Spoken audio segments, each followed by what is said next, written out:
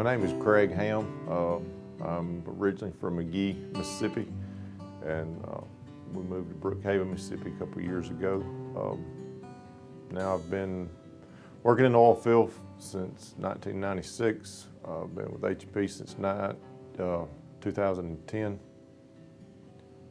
in HSE, Rocky Mountain Division. I was asked to give a presentation on my experience of drinking and driving, of what happened to me. Back in October 13th, 1990, I just at deer camp with my brother and friends in Rodney, Mississippi. Got my first deer with a bow over there that particular weekend. 7 days later, didn't go to deer camp. Decided to go to Jackson. There was a place called the Boardwalk, and had a date that particular night. And I don't know if a lot of y'all know much about 25-cent pitchers. Sort of telling off on my age a little bit, but had several dollars worth of 25-cent pitchers that night, and ended up, getting my date back home by curfew. I don't remember what time it was, 1 o'clock in the morning. And then I started my journey south, headed back towards McGee, and somehow ended up on Highway 13 right out of Mendenhall, headed towards Prentice. Don't know why I was on that road.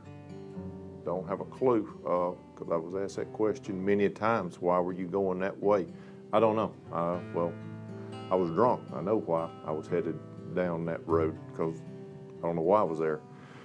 Ended up hitting some pine trees, I don't know, 2 o'clock in the morning.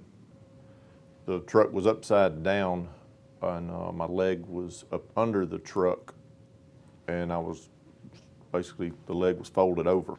So they pretty much had to cut the truck up to get me out and get it off of me, so they could get me to the hospital. Next thing I remember was 4 days later, waking up in ICU at the University Medical Center in Jackson, Mississippi. Had hoses hanging out my nose, one out my mouth, couldn't talk, arms were tied down, drips, catheter, the whole 9 yards. Leg was all bundled up. It was as big as a log, 5-gallon bucket with the gauze and everything wrapped around it. I was recovering from a busted spleen, punctured lung. I had open fracture on the right ankle. My left arm, my humerus was an open fracture, cut nerve, and also cut the tendon in my left hand, and it was sort of useless, and ended up on my left leg. I was missing 8 centimeters. That's 3 1/8 inches of femur, and it also had to use a external fixator. It's basically nine pins. It's screwed into the bone to basically hold traction on on my leg, because I was missing 8 centimeters, and the leg was trying to pull back together, so they had to use those bars to keep it from doing that. And I've lost 36 pints of blood. That's 4.5 gallons. And I ended up with skin grafts on my legs and stuff from the swelling of my legs. They got so big that they would just have to cut to relieve pressure, and there would be a 3-inch gap there of just muscle showing, so they wanted to do some skin grafts, so they would get them off part of your body, and it's not a very good feeling. I also had mental stress, on that. I was not able to sleep at night. I was not able to eat until normally 1 to 2 in the afternoon. If I tried to eat earlier, I just could not keep my food down, and like I said, I never could sleep. I didn't know what to do. 19 years old, did not have a clue. we ended up going to Atlanta, Georgia, to one of the best orthopedic surgeons in the South. My doctor ended up going to France for a seminar. It was around Christmas time whenever he went in 1990, and he took my case file with him, and he talked to the different doctors in the other countries, and pretty much he had whenever he come back and told me he had 50-50. You know, some 50% of them said save it, 50 said amputate. He just told me now, it's your decision. And he pretty much wanted to save my leg. He wanted to fuse it straight.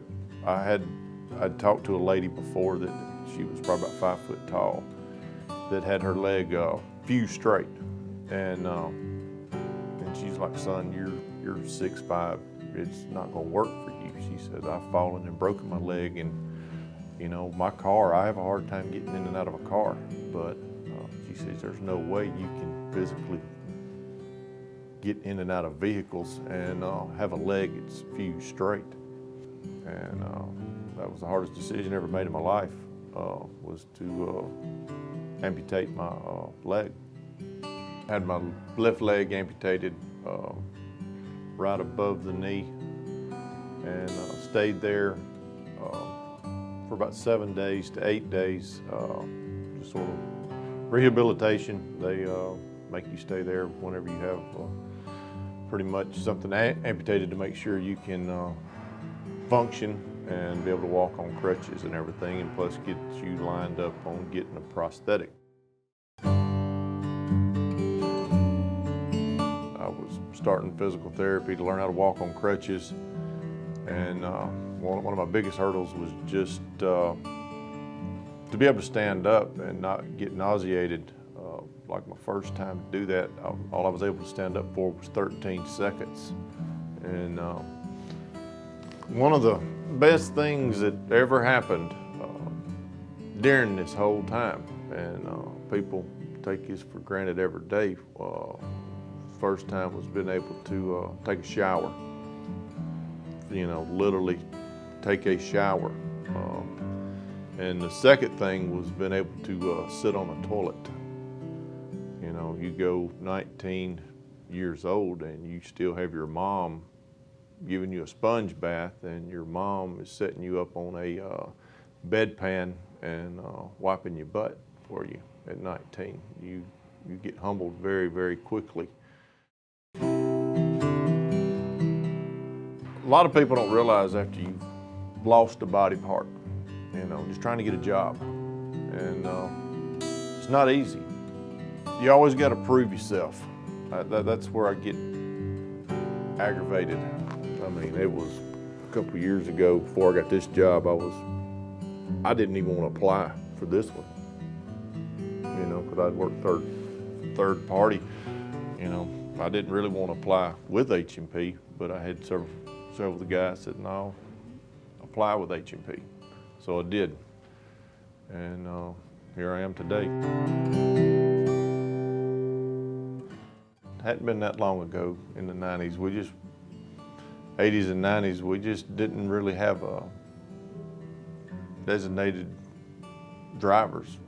You know, if we would have had a designated driver that particular night, or if I would have just stayed at slept in my truck on the side of the road, I would have never made that journey home, and I wouldn't be sitting here today telling y'all this story about drinking and driving, of what will happen eventually. Because like I said, I played the game for a long time, drinking and driving, and it finally caught up with me. I'm not here today to tell you not to drink. I'm just here to tell you my story of what happened to me when I decided to drink and drive. Please have a designated driver if you are going to be drinking.